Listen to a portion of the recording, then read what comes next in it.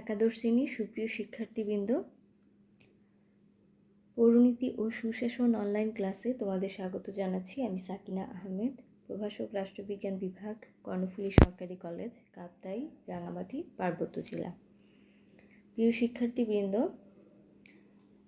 তোমরা 2022 সালের এইচএসসি পরীক্ষার্থী।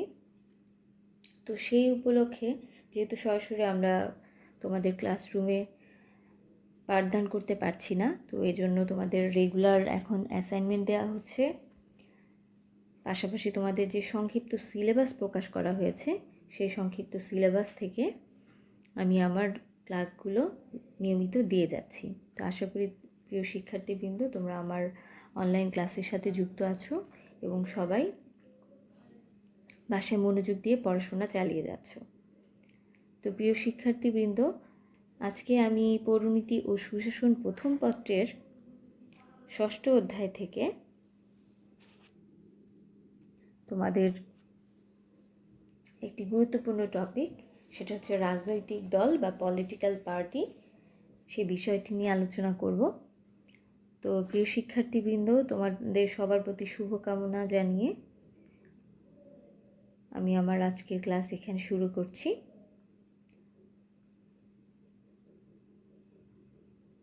তো আমার আজকের যে আলোচ্য বিষয় সেটা হচ্ছে রাজনৈতিক দলের ধারণা ও বৈশিষ্ট্য, concept and characteristics of political party.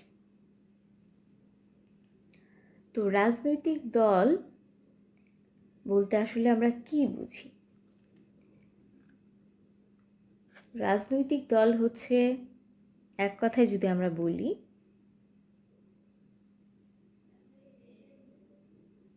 তাহলে আমরা বলতে পারি যে আসলে রাজনৈতিক দল এমন একটি সংগঠন বা জনসংগঠন যার সদস্য গণ নির্দিষ্ট কিছু নীতিমালার উপরে ভিত্তি করেই বা আদর্শের উপর ভিত্তি করেই তারা সংগঠিত হয়। তো রাষ্ট্রের সমস্যা সম্পর্কে তারা আলোচনা করে এবং ঐক্যমত্য পোষণ করে এবং নিয়মতান্ত্রিক উপায়ে ক্ষমতা লাভের মাধ্যমে গৃহীত কর্মসূচি বাস্তবায়ন করতে তারা চেষ্টা চালিয়ে যায়। তো রাজনৈতিক দলের আসলে মূল লক্ষ্যই থাকে ক্ষমতায় গিয়ে দলের নীতি ও আদর্শ অনুযায়ী দেশ পরিচালনা এবং নির্বাচনী ইশতেহার বাস্তবায়ন করা। তো আসলে রাজনৈতিক দল কিন্তু ধর্ম, বর্ণ, নারী, পুরুষ, শ্রেণী নির্বিশেষে সকল মানুষের স্বার্থে কাজ করে থাকে।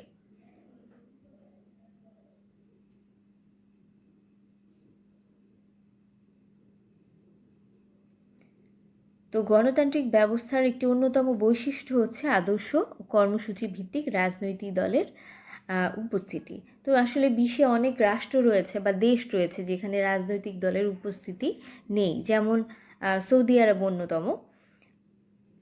এখানে কিন্তু কোনো রাজনৈতিক দলের অস্তিত্ব আমরা দেখতে পাই না। তো আবার এমনও দেশ আছে যেখানে গণতান্ত্রিক ব্যবস্থা রয়েছে কিন্তু রাজনৈতিক দল নেই, যেমন নাউরু, ট্রুভ্যালু। আয়তন ও জনসংখ্যা কম বলে এটি সম্ভব হয়েছে। আবার কোনো কোনো দেশে আবার একের অধিক রাজনৈতিক দল গঠনের অধিকার আইনগতভাবে নিষিদ্ধ, যেমন সমাজতান্ত্রিক বিভিন্ন দেশ, যার মধ্যে অন্যতম হচ্ছে চীন, কিউবা, ভিয়েতনাম। এগুলোতে কিন্তু একটা মাত্র রাজনৈতিক দল স্বীকৃত, এখানে একের অধিক রাজনৈতিক দল কিন্তু আইনগতভাবে নিষিদ্ধ করা হয়েছে। তো মূলত সমাজতান্ত্রিক যে রাষ্ট্রগুলো, রাষ্ট্র ব্যবস্থা, তো সেখানে মূলত একটি রাজনৈতিক দলকেই স্বীকার করে নেওয়া হয়, সেখানে অন্য কোনো রাজনৈতিক দল গঠন করার সুযোগ থাকে না। আবার দেখা যায় যে কোনো কোনো রাষ্ট্রে দুটি করে রাজনৈতিক দল রয়েছে, যেমন ব্রিটেন, যুক্তরাষ্ট্র, কানাডা। তবে দুইয়ের অধিক রাজনৈতিক দলের উপস্থিতির দেশে বিশ্বে আমরা বেশি দেখতে পাই, যেমন বাংলাদেশ, ভারত, তুরস্ক, Germany, Denmark, Australia, Brazil, Indonesia, তারপরে ইতালি, জাপান প্রভৃতি রাষ্ট্রে আমরা দুইয়ের অধিক রাজনৈতিক দলের অস্তিত্ব দেখতে পাই। তো আসলে মূলত বর্তমান যে যে সবচেয়ে জনপ্রিয় যে শাসন ব্যবস্থা বা শাসন প্রক্রিয়া বা সরকার ব্যবস্থা, সেটা হচ্ছে সবচেয়ে জনপ্রিয় যে সরকার ব্যবস্থা সেটা হচ্ছে গণতন্ত্র। তো এই গণতন্ত্র হচ্ছে বর্তমানে যে গণতন্ত্র রয়েছে, গণতন্ত্র আসলে দুই প্রকার, প্রত্যক্ষ এবং পরোক্ষ। তো বর্তমানে যে গণতন্ত্র রয়েছে সেটা হচ্ছে পরোক্ষ প্রকৃতির, পরোক্ষ বা প্রতিনিধিত্বমূলক গণতন্ত্র। তো আসলে রাষ্ট্রের আয়তন ও জনসংখ্যা বিশাল হওয়ার কারণে নাগরিকগণ, প্রত্যেক নাগরিক কিন্তু প্রত্যক্ষভাবে শাসন কার্যে অংশগ্রহণ করতে পারে না। তো তারা কি করে, নির্বাচিত প্রতিনিধিদের মাধ্যমে তারা পরোক্ষভাবে শাসন কার্যে অংশগ্রহণ করে থাকে। তো প্রতিনিধি নির্বাচনের প্রধান ভূমিকা পালন করে মূলত রাজনৈতিক দলগুলো। তাই প্রতিনিধিত্বমূলক গণতন্ত্রের মূল ভিত্তি হলো রাজনৈতিক দল। তো প্রতিনিধি বাছাই করার জন্য আমরা কি করি, বিভিন্ন রাজনৈতিক দলের যে সদস্য তাদের মধ্যে থেকে আমরা প্রতিনিধি বাছাই করি। তো প্রতিনিধিত্ব মূলক গণতন্ত্রের মূল ভিত্তি কি তাহলে? রাজনৈতিক দল। তো এই প্রেক্ষিতে অধ্যাপক ফাইনার কি বলেছেন? অধ্যাপক ফাইনার বলেছেন, আধুনিক গণতান্ত্রিক শাসন মূলত রাজনৈতিক দলের শাসন। তো আধুনিক গণতান্ত্রিক শাসন মানেই হচ্ছে কার্যত রাজনৈতিক দলগুলোর শাসন বা রাজনৈতিক দলের শাসন। তো সকল প্রকার রাষ্ট্র ব্যবস্থায় রাজনৈতিক দলের উপস্থিতি লক্ষ্য করা যায়, এমনকি একনায়কতন্ত্রেও রাজনৈতিক দলের উপস্থিতি লক্ষ্য করা যায়। তো কিছু এক্সেপশনাল ছাড়া, ব্যতিক্রমধর্মী কিছু বিষয় ছাড়া, যে এটা আমি প্রথমেই আলোচনা করেছি যে কোন কোন রাষ্ট্রে আসলে একটা দল রয়েছে বা কোন রাষ্ট্রে একটাও রাজনৈতিক দল নেই, প্রথমে আমি বলেছি। তো এই ব্যতিক্রমধর্মী কয়েকটি বিষয় ছাড়া, কয়েকটি দেশ ছাড়া আসলে সব রাষ্ট্র ব্যবস্থায় রাজনৈতিক দলের উপস্থিতি রয়েছে। তো রাজনৈতিক দলের সংজ্ঞা নিয়ে আসলে বিভিন্ন রাষ্ট্রবিজ্ঞানীগণ বিভিন্ন সংজ্ঞা দিয়েছেন। তো আমরা কয়েকটি প্রামাণ্য সংজ্ঞা নিয়ে এখন আলোচনা করব। তো তার মধ্যে উল্লেখযোগ্য কয়েকটি সংজ্ঞা, অনেক সংজ্ঞা রয়েছে, তার মধ্যে আমি কয়েকটি উল্লেখযোগ্য সংজ্ঞা তোমাদের জন্য উপস্থাপন করছি। তো অধ্যাপক ফাইনার রাজনৈতিক দল সম্পর্কে কী বলেছেন?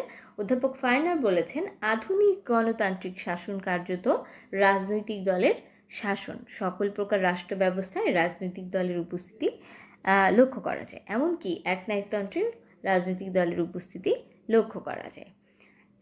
অধ্যাপক নিউম্যান কি বলেছেন? প্রফেসর ডেভিড নিউম্যান বলেছেন, রাজনৈতিক দল হলো রাজনৈতিকভাবে সচেতন মানুষ সমাজের একটি নির্দিষ্ট অংশের এমন একটি সক্রিয় সংগঠন যা স্বতন্ত্র মতাদর্শে বিশ্বাসী, অপরাপর রাজনৈতিক গোষ্ঠীর সাথে প্রতিযোগিতার ভিত্তিতে জনসমর্থন আদায়ের মাধ্যমে সরকারি ক্ষমতা লাভের চেষ্টা করে।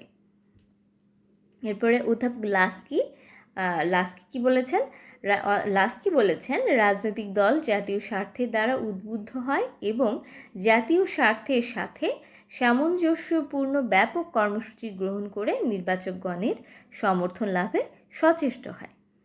অধ্যাপক ম্যাকাইভার কি বলেছেন? অধ্যাপক ম্যাকাইভারের মতে, রাজনৈতিক দল কোনো নীতি বা আদর্শের সমর্থনে সংগঠিত সংঘ বিশেষ, যা নিয়মতান্ত্রিক উপায়ে সরকার গঠনের চেষ্টা করে। তো এখানে মূল বিষয়টা হচ্ছে, রাজনৈতিক দল কিন্তু, প্রত্যেকটা রাজনৈতিক দলের কিন্তু নির্দিষ্ট কিছু আদর্শ থাকবে, নীতি থাকবে, যার ভিত্তিতে তারা সংগঠিত হবে এবং নিয়মতান্ত্রিক উপায়ে তারা সরকার গঠনের জন্য চেষ্টা করবে। এটা ম্যাকাইভার বলেছেন। আর এডমন্ড বার্গ কি বলেছেন? এডমন্ড বার্গ বলেছেন রাজনৈতিক দলের সংজ্ঞা দিতে গিয়ে, যে রাজনৈতিক দল এমন এক সংগঠিত জনগোষ্ঠী যারা একটি নির্দিষ্ট স্বীকৃত নীতির ভিত্তিতে যৌথ প্রচেষ্টার মাধ্যমে জাতীয় স্বার্থ সংরক্ষণের জন্য সচেষ্ট। তারপর জোসেফ সুম্পিচারের মতে, ক্ষমতা লাভের দৃষ্টিকোণ থেকে রাজনৈতিক দলের সংজ্ঞা দেওয়ার চেষ্টা করেছেন। তিনি বলেন, প্রতিটি রাজনৈতিক দলের প্রথম ও প্রধান লক্ষ্য হচ্ছে ক্ষমতায় আসা বা ক্ষমতায় টিকে থাকার জন্য অন্যের উপর আধিপত্য বিস্তার করা। তো প্রতিটি রাজনৈতিক দলের প্রথম ও প্রধান লক্ষ্য কি? প্রথম ও প্রধান লক্ষ্য হচ্ছে ক্ষমতায় আসা বা ক্ষমতায় টিকে থাকার জন্য অন্যের উপর আধিপত্য বিস্তার করা। রাষ্ট্রবিজ্ঞানী অ্যালান আর বল জোসেফ শুম্পিটারের মতো একই রকম দৃষ্টিকোণ থেকেই বলেছেন রাজনৈতিক দলগুলো হয় এককভাবে অথবা অপরাপর রাজনৈতিক দলগুলো সহযোগিতায় রাজনৈতিক ক্ষমতা দখল করতে চায়। তো আমরা এক কথায় বলতে পারি যে রাজনৈতিক দল বলতে এমন একটি সংগঠনকে বোঝায় যার সদস্যবৃন্দ কতগুলো সুনির্দিষ্ট নীতির ভিত্তিতে তারা একত্রিত হয় বা সংগঠিত হয়, রাষ্ট্রের সমস্যাগুলো সম্পর্কে তারা ঐক্যমত্য পোষণ করে এবং নিয়মতান্ত্রিক উপায়ে তারা ক্ষমতা দখলের মাধ্যমে তারা যে সিদ্ধান্তগুলো নিয়েছে বা যে কর্মসূচিগুলো সেগুলো বাস্তবায়ন। তো প্রিয় শিক্ষার্থীবৃন্দ, রাজনৈতিক দল কাকে বলে আমরা সেটা নিয়ে এতক্ষণ আলোচনা করলাম। তো আমরা এখন যেটা আলোচনা করব সেটা হচ্ছে রাজনৈতিক দলের বৈশিষ্ট্য। তো রাজনৈতিক দলের বৈশিষ্ট্য সম্পর্কে আমরা একটু আলোচনা করি। তো যে বৈশিষ্ট্যগুলো রয়েছে রাজনৈতিক দলের মূল যে বৈশিষ্ট্যগুলো সেগুলো হচ্ছে এক, রাজনৈতিক দলের সদস্যগণ একই মতাদর্শের সম নীতির দ্বারা অনুপ্রাণিত হয়ে তারা ঐক্যবদ্ধ হয়। তাদের সবারই কিন্তু একই রকমের একই মতাদর্শ থাকে, একই নীতি তাদের মধ্যে থাকে। দুই হচ্ছে দলের সদস্যদের দৃষ্টিভঙ্গির ভিন্নতা থাকলেও সমাজ বা জাতির কল্যাণের আদর্শে তারা ঐক্যমত্য পোষণ করে। তিন, রাজনৈতিক দল নিয়মতান্ত্রিক উপায়ে ক্ষমতা দখলের চেষ্টা করে। এক্ষেত্রে তারা সুনির্দিষ্ট ও জনপ্রিয় গুরুত্বপূর্ণ কর্মসূচির ভিত্তিতে জনসমর্থন লাভ করে রাষ্ট্র ক্ষমতা লাভে সচেষ্ট থাকে। চার, জাতীয় স্বার্থ রক্ষা ও সংরক্ষণের চেষ্টা করে। পাঁচ, রাষ্ট্র ক্ষমতা লাভের পর রাষ্ট্রের তথা জনগণের সর্বাঙ্গীন কল্যাণের পাশাপাশি দলীয় সদস্য, কর্মকর্তা ও শুভাকাঙ্ক্ষীদের বিভিন্ন ধরনের সুবিধাদি প্রদান করতে সচেষ্ট থাকে। ছয়, দলীয় স্বার্থ রক্ষায় সদা সচেষ্ট থাকে। সাত, কোনো দেশের রাজনৈতিক দলের সদস্য হওয়ার জন্য ব্যক্তিকে ওই দেশের নাগরিক হতে হয়, কোনো বিদেশি রাজনৈতিক দলের সদস্য বা নেতা হতে পারে না। আট, পরমত সহিষ্ণুতা রাজনৈতিক দলের অন্যতম একটি বৈশিষ্ট্য। রাজনৈতিক দলে বিভিন্ন মত ও আদর্শের ব্যক্তিবর্গের সম্মিলন ঘটে এবং তারা পরস্পরের প্রতি সহমর্মিতা প্রদর্শন করে।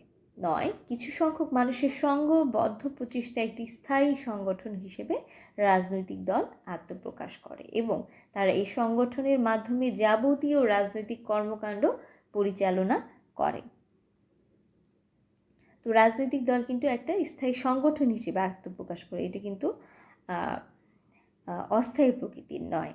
10, রাজনৈতিক দলসমূহ সভা সমাবেশ, বক্তব্য, বিবৃতি ইত্যাদির মাধ্যমে রাষ্ট্রের গুরুত্বপূর্ণ ইস্যুগুলোতে জনসচেতনতা তৈরি করে। রাজনৈতিক দলের বক্তব্য থেকে জনগণ দেশের যে আর্থসামাজিক ও রাজনৈতিক সমস্যা সেগুলো সম্পর্কে জানতে পারে। তারপর 11, রাজনৈতিক কর্মীরা জনগণের রাজনৈতিক, সামাজিক ও অর্থনৈতিক সমস্যাগুলো চিহ্নিত করে সমস্যাগুলো নিয়ে অবিরত আলাপ আলোচনার দ্বারা নিজ মতামতের সমর্থনে জনমত গঠনে সচেষ্ট হয়। 12, গণতান্ত্রিক, সমাজতান্ত্রিক ও স্বৈরতান্ত্রিক সকল রাজনৈতিক ব্যবস্থায় রাজনৈতিক দলের অস্তিত্ব রয়েছে। 13, রাজনৈতিক দলের একটি উল্লেখযোগ্য বৈশিষ্ট্য হচ্ছে এটি নির্বাচনমুখী সংগঠন। তাই রাজনৈতিক দল নির্বাচনের মাধ্যমে ক্ষমতা লাভের চেষ্টা করে। 14, রাজনৈতিক দল তার সদস্যদের দলীয় বিভিন্ন আদর্শ সম্পর্কে শিক্ষাদান করে থাকে। 15, রাজনৈতিক দল তাদের নীতি ও আদর্শ বাস্তবায়নে বদ্ধপরিকর। দলের কর্মসূচি বাস্তবায়নে নেতাকর্মীরা যে কোনো ত্যাগ স্বীকার করতে প্রস্তুত থাকে। তো প্রিয় শিক্ষার্থীবৃন্দ, তোমরা এই যে রাজনৈতিক দলের যে বৈশিষ্ট্যগুলো আলোচনা করলাম তার প্রেক্ষিতে তোমরা বুঝতে পারছো যে রাজনৈতিক দল হচ্ছে একটা স্থায়ী প্রকৃতির নির্দিষ্ট মতাদর্শ ও সমনীতি দ্বারা সংঘবদ্ধ একটি জনসংগঠন, যাদের নির্দিষ্ট মতাদর্শ রয়েছে, দলীয় একটা মতাদর্শ আছে, তাদের ব্যক্তিগত আলাদা মতামত থাকতেই পারে, কিন্তু দলের সদস্য হিসেবে রাষ্ট্রের কল্যাণে তাদের একই রকম আদর্শ থাকে, তার সমন্বিতে বিশ্বাসী হয়ে থাকে, আর তাদের মূল লক্ষ্যই থাকে ক্ষমতায় থাকলে ক্ষমতায় টিকে থাকার চেষ্টা করা, বা ক্ষমতার বাইরে যদি থাকে তাহলে যে কোনোভাবেই ক্ষমতায় আসা। তো সবাইকে শুভকামনা জানিয়ে আমি আজকের মতো আমার ক্লাস এখানেই শেষ করছি। প্রিয় শিক্ষার্থীবৃন্দ, সবাই সুস্থ থাকবে, নিরাপদে থাকবে, আর নিয়মিত আমার ক্লাসগুলো তোমরা ফলো করবে। আমার পেজের আপডেটের সাথে তোমরা যুক্ত থাকবে। আর কোনো প্রশ্ন থাকলে অবশ্যই আমাকে কমেন্ট করে জানাবে। ধন্যবাদ সবাই।